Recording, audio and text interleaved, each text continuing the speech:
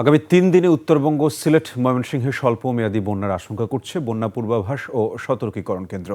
সেই সাথে ভারী বৃষ্টির কারণে দ্রুত বাড়বে নদ নদীর পানি। বন্যা ও দুর্যোগ ব্যবস্থাপনা মন্ত্রণালয় উপদ্রুত অঞ্চলে আগাম সতর্কতা জারি করেছে। আদিত্য মামুনের রিপোর্ট। দেশের উত্তর, উত্তর পূর্ব ও দক্ষিণ পূর্বাঞ্চলে স্বল্প মেয়াদী বন্যার আশঙ্কা দেখা দিয়েছে।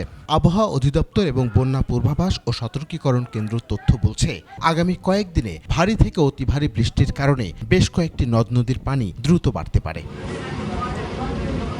আবহাওয়া অধিদপ্তর বলছে, সিলেট, ময়মনসিংহ ও রংপুর বিভাগের বিভিন্ন এলাকায় ভারী বৃষ্টির প্রভাবে নদ নদীর পানি বাড়ছে।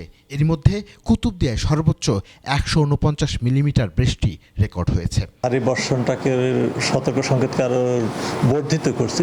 উত্তরাঞ্চল, বিশেষ করে ময়মনসিংহ, সিলেট এই অঞ্চলে এবং চিটাগাং ডিভিশনের অর্থাৎ চট্টগ্রাম, কক্সবাজার এই অঞ্চলগুলোতে ভারী থেকে অতি ভারী বর্ষণের সম্ভাবনা রয়েছে। এছাড়া উজানে বৃষ্টি ও পাহাড়ি ঢলের প্রভাবে বন্যার আশঙ্কা আরও বাড়ছে। বন্যা পূর্বাভাস ও সতর্কীকরণ কেন্দ্র বলছে, আসাম, মেঘালয় ও পশ্চিমবঙ্গে ভারী বৃষ্টি হয় সুরমা, কুশিয়ারা, তিস্তা, ধরলা ও দুধকুমার নদীর পানি বাড়ছেই। এর প্রভাবে সিলেট, লালমনিরহাট, নীলফামারী সহ আশপাশের নিম্নাঞ্চলে জলাবদ্ধতা ও স্বল্পমেয়াদী বন্যার ঝুঁকি সৃষ্টি হয়েছে। এবছরও আমরা বর্তমান পরিস্থিতির সাপেক্ষে এখন পর্যন্ত স্বল্পমেয়াদী বন্যার আশঙ্কাই করছি।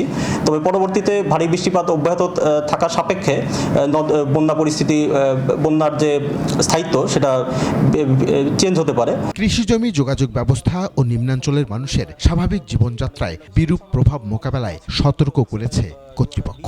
আপৎকালীন জরুরি প্রতিরক্ষা ব্যবস্থা কার্যের জন্য প্রস্তুত আছেন এবং প্রয়োজনীয় জিও ব্যাগ এবং ব্লক মজুত করা আছে।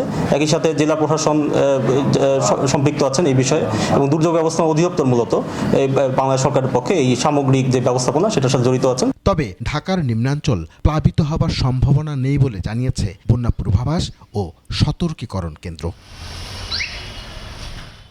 আদিত্য মামুন, ২১ টেলিভিশন, ঢাকা।